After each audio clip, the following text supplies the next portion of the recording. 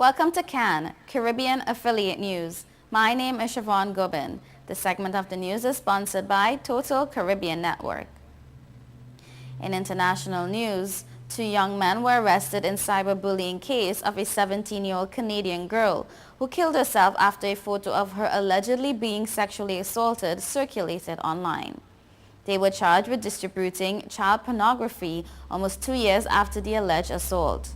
Rehtaeh Parsons, who died after being removed from life support following a suicide attempt in April, led to an outcry across North America. Police initially concluded there were no grounds to charge anyone after a year-long investigation.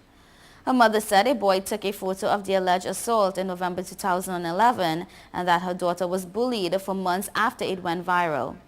On Thursday, Royal Canadian Mounted Police Chief Roland Wells said one man, 18, was charged with 2 counts of distributing child pornography, and the second man, also 18, was charged with making child pornography and distributing it.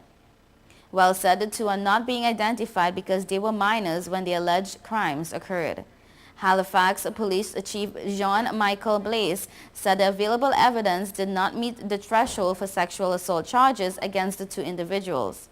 Blaise said police also consulted with prosecutors and said there wasn't sufficient evidence for sexual assault charges. Police announced the arrest early Thursday and the 2 were brought in for questioning. Police in April said a person provided new information in the Parsons case and was willing to verify who the suspects are. Early in the day, Rehtaeh's parents said news of the arrest brought them some solace, though the girl's father expressed disappointment that his daughter never saw justice served in her short life. Prime Minister Stephen Harper applauded the progress in the case and said Rehtaeh's death was a terrible tragedy that touched people across Canada. Rehtaeh's death has been compared to similar cases in the U.S., including 15-year-old California girl Audrey Port, who hanged herself after her family says she was sexually assaulted by friends and a photo surfaced online. Arrests were made in that case. In Canada, the issue of bullying was thrust into the public eye last year after the suicide of British Columbia teen Amanda Todd, who made a video about bullying and cyber-stalking that was seen around the world. Rehtaeh's death prompted the Nova Scotia government to launch reviews of the RCMP's original investigation and the school board's handling of the matter. The review of the RCMP's investigation is ongoing. An independent review released in June concluded the Halifax Regional School Board could have done a better job, but it was hindered by the fact that Rehtaeh was often absent from school. The report also said the Parsons family faced challenges when they turned to Nova Scotia's mental health system for help.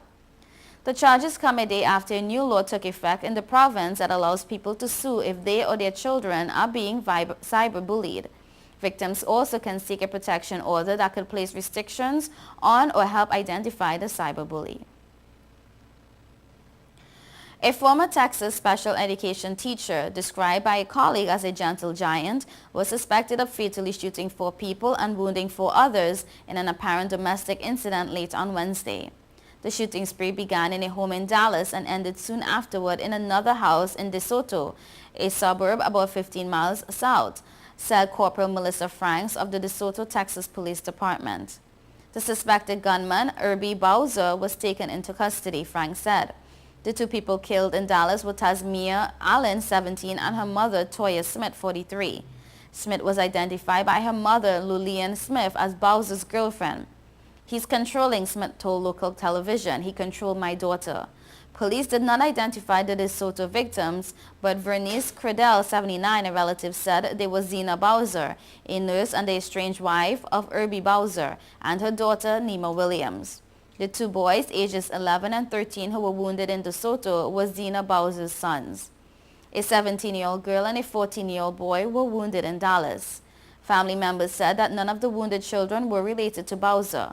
Bowser was a well-liked special education teacher in Mesquite, Texas, who resigned in 2010, said Laura Job, a spokeswoman for the Mesquite Independent School District. Police said the first emergency call came late on Wednesday evening from a woman who became concerned after speaking by phone with someone at the Dallas home. She drove to the house, but no one answered. Another emergency call was received from the DeSoto residence. All of those killed were believed to have died from gunshot wounds, although Frank said an explosive device was used as well.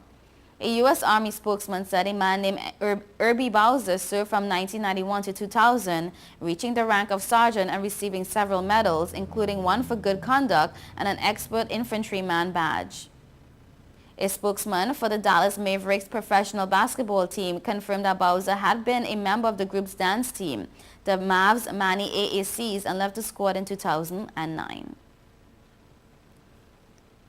The head of Spain's public railways says the crew of the train, which derailed at high speed last month killing 79 people, had not reported any problems before the crash.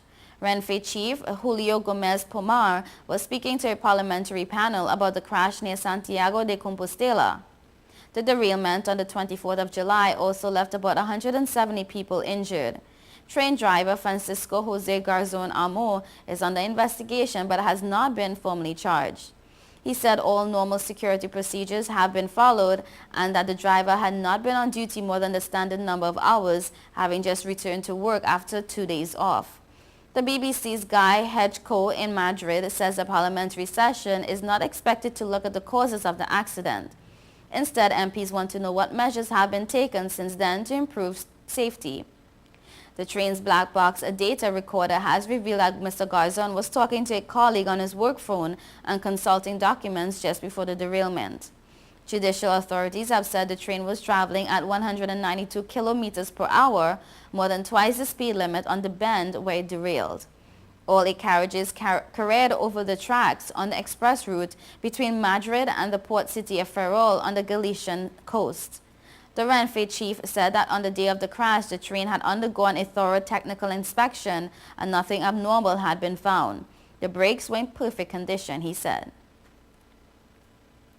A Miami man who admitted to murdering his wife Thursday broke the news with a Facebook update.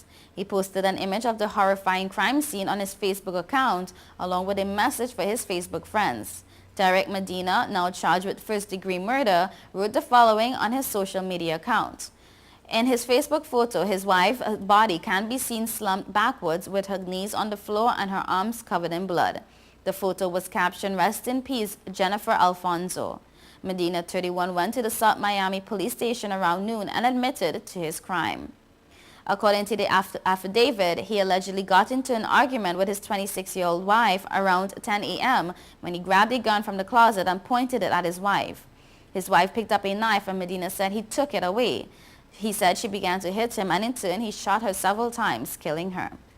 Police went to his townhome where they found the victim's body. Officials also found the couple's 10-year-old daughter unharmed. Medina has an active YouTube account with over 100 videos, and he wrote several ebooks, including How I Saved Someone's Life and Marriage and Family Problems Through Communication. The graphic photo and post remained on Medina's page until 5 p.m.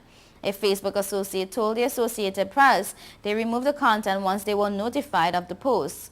Medina was first married to the victim in January 2010, divorced in February 2012, and then remarried in April of 2012. You're watching Caribbean Affiliate News. We will be right back. 5 million customers use Leica Mobile for affordable international mobile calls, connecting over 2.5 million mobile calls daily, helping our customers stay in touch with their loved ones, whether they be in Asia, Africa, Europe, or the rest of the world. Every 5 seconds, a new Leica Mobile customer joins our growing family, helping you to make affordable international calls across the world. Leica Mobile. Call the world for less. Lavaman say it's all about the food. August the 10th. Foreigners welcome to the land of oil dung. Beers and strong rum, girls hot and can done.